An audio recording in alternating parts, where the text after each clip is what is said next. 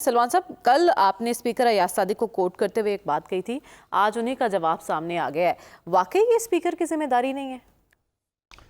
देखिए, मैंने उनको कोड नहीं किया था, मैंने आपको अपनी इन्फॉर्मेशन दी थी कि इस सारे अमल में स्पीकर का और स्पीकर ऑफिस का एक रोल है। इसलिए कि जो दो मुज़ाकराती अमल हुए हैं उसमें अरकान को जो इन्फॉर्म किया था वो स्पीकर ऑफिस ने किया था। और अब जब इस मीटिंग में यकीन दहानी करवाई गई कि जी पीटीआई के मुज़ाकराती टीम को इमरान खान साहब से मिलवाया जाएगा, तो ये फिर ज़िम्मेदारी बराह रास्त तो उन्हीं की बनती है। अच्छा। एक इसमें टेक्निकल पॉइंट ये है कि चूँकि वज़ीर दाखिला मोहसिन नकवी है और मोहसिन नकवी साहब की इस कमेटी में अदम मौजूदगी का मसला बन रहा है। और बात यह कि ये आखिर क्यों मुलाकात नहीं हो पा रही, मेरे ख्याल में इस मुलाकात से ज़्यादा एक ऐसा नुक्ता आ गया है बीच में। आप देखें कि उन्होंने दो चीज़ों पे तो पसपाई इख्तियार किया है। उन्होंने 8 फरवरी का इलेक्शन भी छोड़ दिया, उन्होंने 26वीं तरमीम वाले से भी पीछे हट गए। इसमें एक नुक्ता है कि 9 मई और 26 नवंबर इसके मामले पे कमीशन के क़याम की बात है। और जब आप इस हवाले से पेशरफ्त नहीं कर पा रहे, किसने करनी है, इस पे पेशरफ्त किसने करनी है? हुकूमत ने करनी है। मेरा ख्याल इस सारे मामले में जो चीज़ मैं देख रहा हूँ कि फरीकैन इसमें अदम संजीदगी का मुजाहरा कर रहे हैं। दोनों आप देखें कि स्पीकर साहब ने क्या कहा कि उनसे अभी तक ना हुकूमत ने और ना अपोजिशन ने तीसरे दौर के लिए रिक्वेस्ट ही नहीं की। नहीं, लेकिन वो कह रहे हैं मेरी असद कैसर साहब से 4 जनवरी को बात हुई थी इससे। जी, ये बात एक हफ्ता पहले की है, उसके बाद दोनों ने उनसे रब्ता नहीं किया। देखिए, हमें ये देखना चाहिए कि हम तो यहाँ पर सब ये कह रहे थे कि ये एक खुश आइंद अमल है, पाकिस्तान में पॉलिटिकल फोर्सेस बैठी हैं और बैठने के बाद सियासी इस्तेहकाम की तरफ पेशरफ्त होगी। इसमें कोई शक नहीं कि खुद इमरान खान साहब की ट्वीट ने भी इस पर असरअंदाज होने की कोशिश की है। लेकिन फिर भी मैं कहूँगा कि इनका बैठना बहुत अहम था।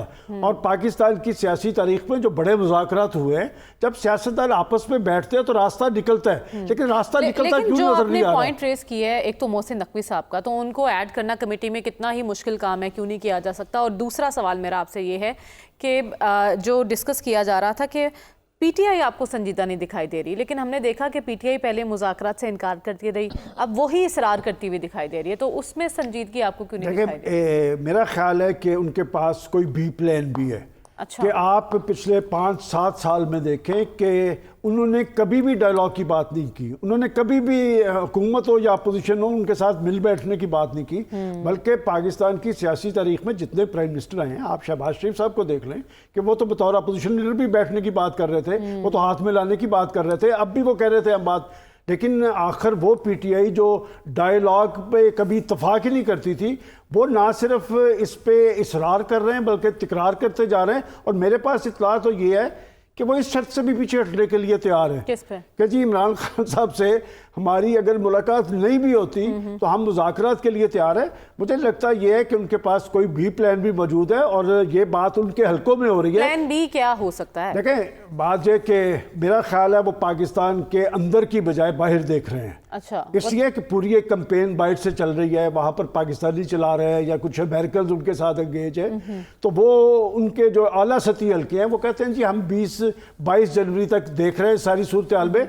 और तीसरे दौर के बारे में भी आपको एक बात बता दूं कि वो तीसरे दौर का भी इसलिए वो ज़्यादा इस मामले में एम्बिशियस है कि अगर उन्होंने मुज़ाकरात से जान भी छुड़वानी है तो उस मुज़ाकरात में बैठेंगे ज़रूर। और अभी तक आप देख लें कि तीसरे दौर के बारे में कोई हतमी तारीख नहीं है। और स्पीकर साहब ये कह रहे हैं कि किसी ने उनसे रब्ता नहीं किया और उन्होंने कहा कि जब हुकूमत और अपोजिशन फैसला करेगी तो फिर इस पर पेशरफ्त होगी, मुझे वो बता दें तो मैं ये इंतजाम करने के लिए तैयार हूँ। स्पीकर साहब वापस आ चुके हैं? नहीं, अभी तक नहीं आए, मैं इसीलिए तो कह रहा हूँ कि जी बात। लेकिन स्पीकर साहब ने ये कहा है कि अगर फरीकैन मुझे कह दें तो मैं इजलास बुलाने के लिए तैयार हूँ। उनकी अहलिया मोहतरमा दुबई के एक हॉस्पिटल में दाखिल है, उनका एक माइनर सा ऑपरेशन है। लेकिन बात यह है कि जिस खुशदली से पाकिस्तानी कौम या हम सब सोच रहे थे कि पाकिस्तान के अहले सियासत टेबल पे बैठ गए हैं, मामला आगे की तरफ चलेंगे, असल बात ये रुकावट कौन है? असल बात यह है कि इसमें रुकावट कौन है और रुकावट दोनों मुताले से। लेकिन आपने हमेशा कहा है कि इसहाक डार साहब जिस कमेटी में होंगे समझें वो संजीदगी से आगे बढ़ रही है। इसमें इसहाक डार साहब उस तरह एक्टिव नजर नहीं आ रहे। मैं आपको,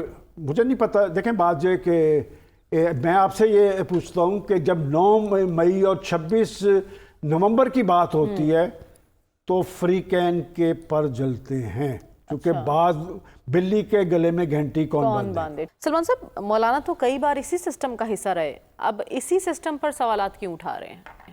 इसीलिए सियासतदानों को भी उनसे शिकायत है कि गैरों से कहा तुमने, गैरों से सुना तूने, कुछ हमसे कहा होता, कुछ हमसे सुना होता। देखिए, पाकिस्तानी इस सियासत का बड़ा अलमिया ये है कि पाकिस्तानी सियासतदान जो हैं वो एस्टेब्लिशमेंट के किरदार के मुखालिफ नहीं है।